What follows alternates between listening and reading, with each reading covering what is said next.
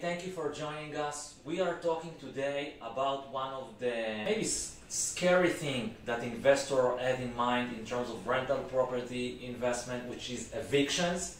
We talked in previous videos how we are reducing evictions, and Angela, you mentioned like you're stuck with 5 evictions a year for hundreds of property, and that's amazing.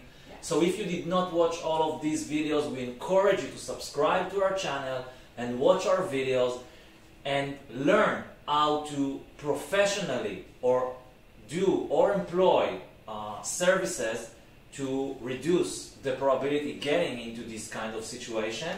But if you are getting into these situations, there are things that are important for you to know, and that's what we want to inform you investors today. So Angela, thank you for being with us. Thank you, Nia, for having me. Great. I would really love you to share the best practice and process, assuming we got into an escalated procedure proceeding into the eviction. Like, how does it start, this escalation, and what is the best practice that you are doing it with the highlights and tips for the investor to know about this process? So the first step always is to be proactive, and I think through many of the video series you've seen throughout this time, it's all about being proactive and doing due diligence. We as your property management company are no different than you, especially when it comes to finding the right tenant. So the first step we're going to take is we're going to start background checks that are very strong and have proven to work. We use an algorithm where we're taking more than just credit history. We're looking rent to income, we're looking at rental histories, we're looking at criminal histories. We're taking all of that, and the algorithm spits out basically a rental score. And so if we have a low rental score, that is not going to be considered a good tenant, so we're not going to go there. But let's say we got someone with a great rental score, now we've rented out your home, and we're into month 4, and all of a sudden the tenants have not paid their rent, and they've begun the ghosting process, and we can't reach them, and they're not talking to us.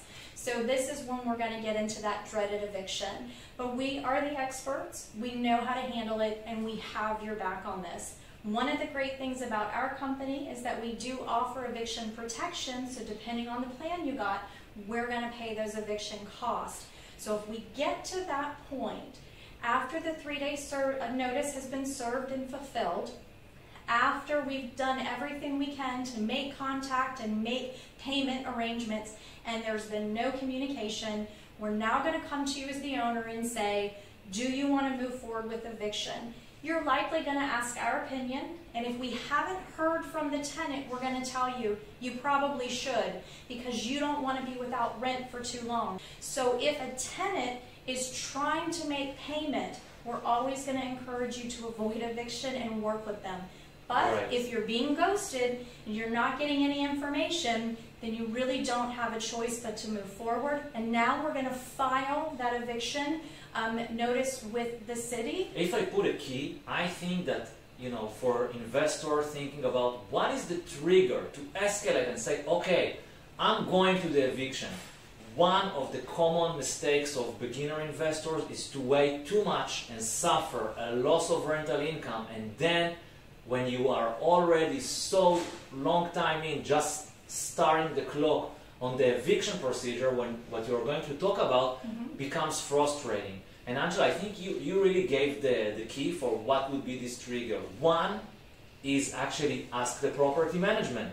And the second, if you want to know how property management is going to answer you, or if you want to be more accurate with asking them the question, ask about the communication with the tenant.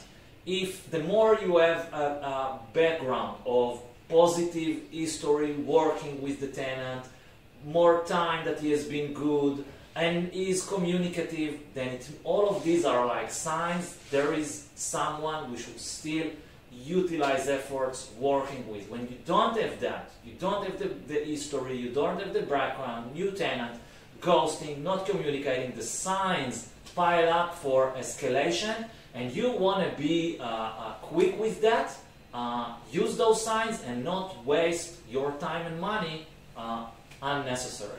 Correct. And I'm going to say a good rule of thumb is if we have not heard from your tenant by the 15th of the month, we would likely encourage you at that point, let's go ahead and file for the eviction. In my opinion, a balanced risk to take to allow the process to move forward, to show as an owner that like we are serious about rent collection. We're not going to let it just skip by. No, because that's some kind of also, you know, sometimes tenant checking, let's say, the lines, if they can cross the line. So for us to show this is the line, and the cost at risk is just $300 to $500, you know, a half month of rent can, even below that, can easily be the same amount, and we are saving this time by doing so. Nir, I'm going to take that statement further into a legal perspective that you may not be aware of, but here in Florida, if you forgive a tenant for paying late and they have a continual basis of paying late, and you decide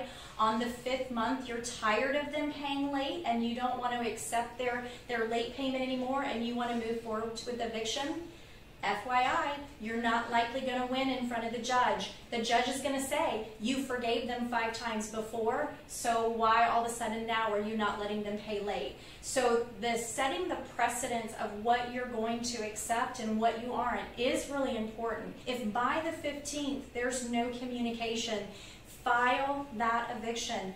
If that's what pushes your tenant to finally communicate with us, great. The moment you take the payment, we can cancel everything. Unfortunately, we see evictions taking 30+ days in order to fulfill themselves. Let's break it up. It means from the moment the eviction was filed to the court. That's day 1. That's day 1, and it's 30 days for the court date.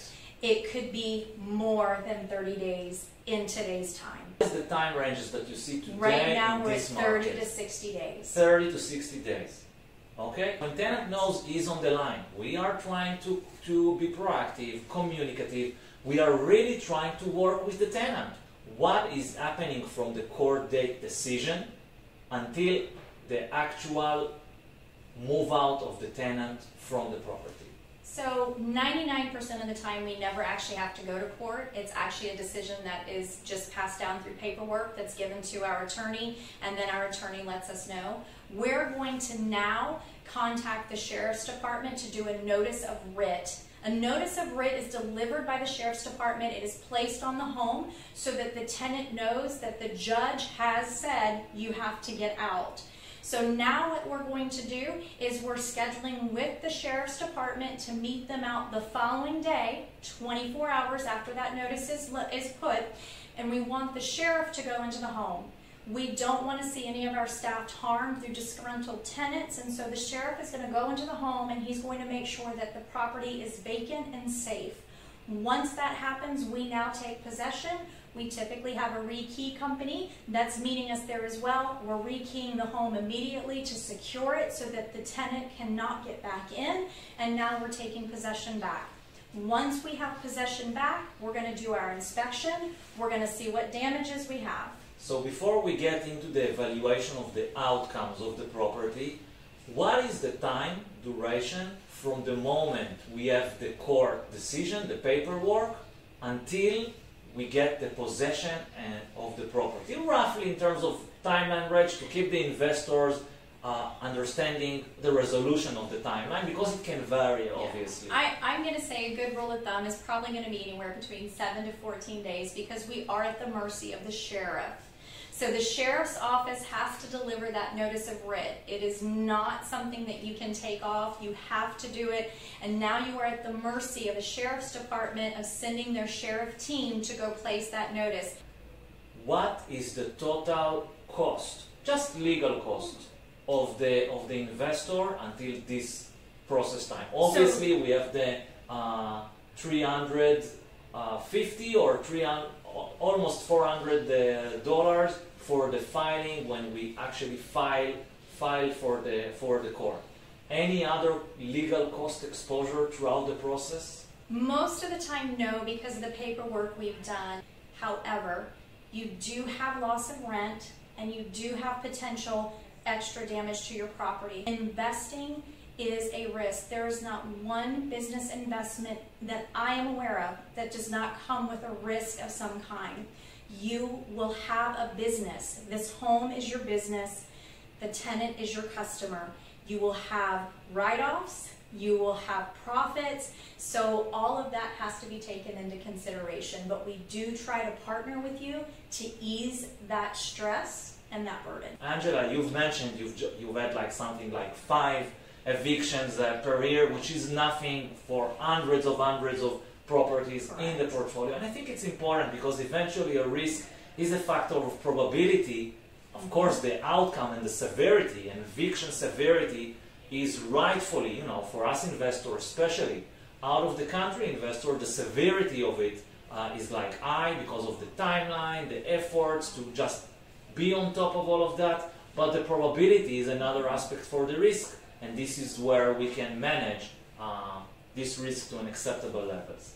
Essentially, at the time point when we rekey the property, the eviction process is over. That said, there might be consequences to evictions, like secondary causes, like damages. We are talking about all of these topics in separate videos. If you did not watch it yet, we encourage you to subscribe to our channel and watch all of our serious videos and learn more about that. If you have more questions about the procedure of eviction, please do write your questions in comments to this video. We are making efforts for each video topic to become a resource for you, and we are answering comments, questions, and you can share from your experience, obviously. Thank you for being with us, and thank you, Angela. It was great. Thank you very much, Nir.